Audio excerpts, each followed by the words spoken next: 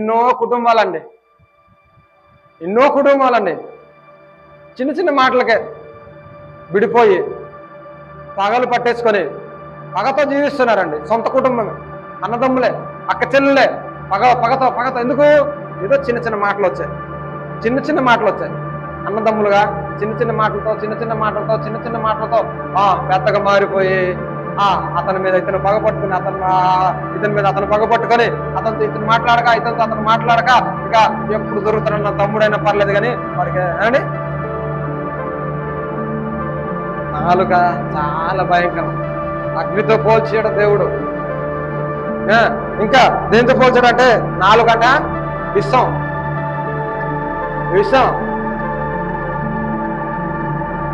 విషం తాగితే ఏమైపోతారు? విషం తాగితే చచ్చిపోతారు. మరి నాలుగు అంట విషం అంట. మరి ఈ విషం ఎలాగెక్కుతుంది? మెల్లమెల్లగా ఒక్కొక్క రోజు ఒక్కొక్క మాట చెప్పి ఏం చేస్తారంట? పురులు కలుపుతుంది. పురులు కలుపగానే ఆ విషం ఎప్పుడైతే వస్తుందో ఎక్కిపోతుందో ఎక్కగానే మనిషి మృగంగా మారిపోతుంది. ఏమండి నాలుక చాలా ప్రమాదకరంగా మారిందండి. కానీ తెలీదు, అర్థం చేసుకోలేకపోతున్నాడు మానవులు. ఏది జరగాలని నాలుగుతానన్నాడు.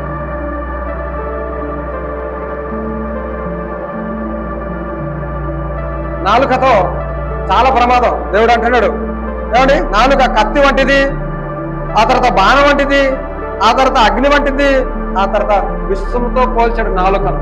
మరి ఈరోజు నాలుక మనం ఎలా వాడుకుంటాం? నాలుక చాలా ప్రమాదం. నాలుక జాగ్రత్త వాడుకోవాలి. దేవుడు అంటున్నాడు ఈ నాలుక ఒకవేళ దేవుని పిల్లలైన వారు మీరు అలా ఉండకూడదు. ఎవరు అలా ఉండకూడదు? దేవుని దగ్గరికి వచ్చిన వారు, దేవుని పిల్లలుగా బ్రతుకుతున్నవారు, దేవునితో కలిసి ఉంటున్నవారు, దేవుని నోటితో ప్రార్థన చేసిన వారు, దేవునితో మాట్లాడిన వారు, ప్రార్థనలు, విజ్ఞాపనలు, పాటలు పాడుతున్న వారు మీరు ఎలా ఉండకూడదు.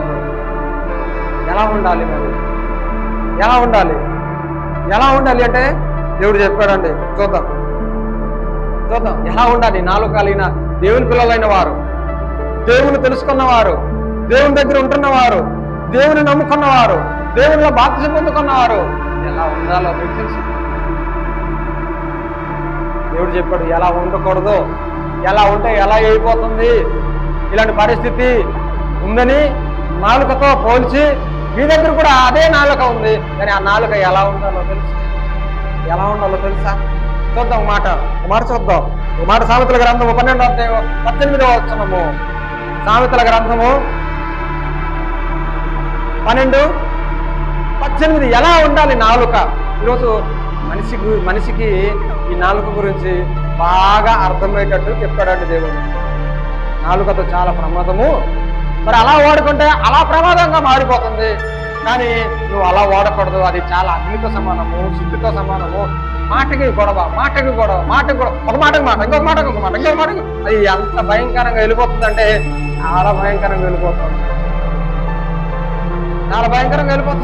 అయితే నా దగ్గరికి వచ్చిన వారు, మీరు నా మాటలు వింటున్న మీరు, మీ నాలుక ఎలా ఉండాలి అంటే చూద్దాం. చూసారా సామెతల గ్రంథం 12:18 వచనము.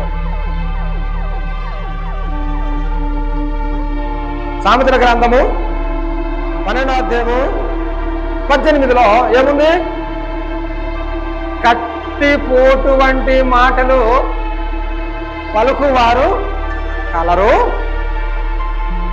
జ్ఞాన కత్తిపోటు మాటలు మాట్లాడేవారంటే చాలా మంది ఉన్నారు. కత్తిలాగే మాట్లాడతారు. కత్తిలా అంటే ఇటో అటో చావరేవో మాటలతో తెలుసుకున్నవరా అనేవారు కూడా ఉన్నారు. కానీ దేవుని నమ్మిన వారు ఎలా ఉండాలంట? జ్ఞానుల నాలుక. దేవుని నమ్మిన వారిని దేవుడు ఏమంటారు తెలుసా? జ్ఞానులతో సమానంగా పోలుస్తున్నాడు. మీరు జ్ఞానం కలిగి ఉంటే, జ్ఞానులుగా ఉంటే మీరు ఎలా మాట్లాడతారంటే జ్ఞానం గలవారు ఆరోగ్యంకరంగా మాట్లాడతారంట. ఆరోగ్యం ఎలా మాట్లాడతారు? ఆరోగ్యం కలిగి అంటే నీ మాటలు ఒకరిని బలపరచాలి. నీ మాట్లాడినప్పుడు ఒకరు నెమ్మది పొందుకోవాలి. నీ మాటలు ఒకరిని సాయపడాలి, నీ మాటలు ఒకరిని బ్రతికించాలి, నీ మాటలు ఆరోగ్యకరంగా ఉండాలి. ఆరోగ్యకరంగా ఈరోజు ఉందో లేదో ఒకవేళ నిర్ణయించుకుంటే, ఆలోచిస్తే ఈ మాటలు ఎలా ఉన్నాయి, ఈ మాటలు మనం ఎలా మాట్లాడుతున్నాం. దేవుడు చెప్పాడు, దేవుని నమ్ముకున్నానే, ఆ దేవుని దగ్గర నేను ఉన్నానే, నా మాటలు ఎలా ఉన్నాయి. ఈరోజు చాలా మంది అండి నమ్ముకున్నా కూడా అడ్డదిడ్డ మాట్లాడతారు. మాటకు అర్థం ఉండదు, నోటికి ఏదో వస్తుంది మాట్లాడతారు. మరి వీళ్ళు నమ్ముకున్నారా, నమ్ముకోలేదా? దేవుని దగ్గర ఉన్నారా, దేవుని దగ్గర లేరా? దేవుని దగ్గర ఉన్నవారైతే ఎలా మాట్లాడతారట? ఒకరిని ఆరోగ్యపరిచే మాటలు, ఒకరి శాంతి మార్గాన్ని నడిపించే మాటలు, ఒకరిని మంచి త్రోవలకు నడిపించే మాటలు, ఒకరిని బలపరిచే మాటలు మాట్లాడతారు. రండి, కుటుంబం ఒకవేళ గొడవలతో ఉన్నా, కుటుంబం పడని వారిగా ఉన్నా, ఏమైనా ఒకరితో ఒకరు కోపతాపంలో ఉన్నా ఏం చేస్తారట? జ్ఞానం వెళ్ళి, మరి కోపడగరా, నీ అన్నే కదా, ఒరే కోపడగరా, నీ తమ్ముడే కదా, ఒరే నీ కోపడగరా, నీ కూతురే కదా, ఒరే నీ కుటుంబం కదా, మీరు కొడుకులో పుట్టారు కదా, మీరే కదా ఎందుకు కూడా కోపడతారని ఏం చేస్తాడు? జ్ఞానుడు వెళ్ళి సమాధాన పరుస్తాడు. మరి నీ వారే కదా, నీ ఇంటి వారే కదా, నీ బంధువులే కదా, నీ చుట్టాలే కదా, ఎందుకు కోపడతావురా? ఈరోజు కాకపోతే రేపైనా నీ దగ్గరికి వస్తుందిలే, ఈరోజు కాకుండా రేపైనా నీ మాటలు వింటుందిలే. ఎలాంటి మాట్లాడతారట జ్ఞానులు అయితే? సమాధాన మాటలు, ఆరోగ్యం, మంచి మాటలు మాట్లాడతారట.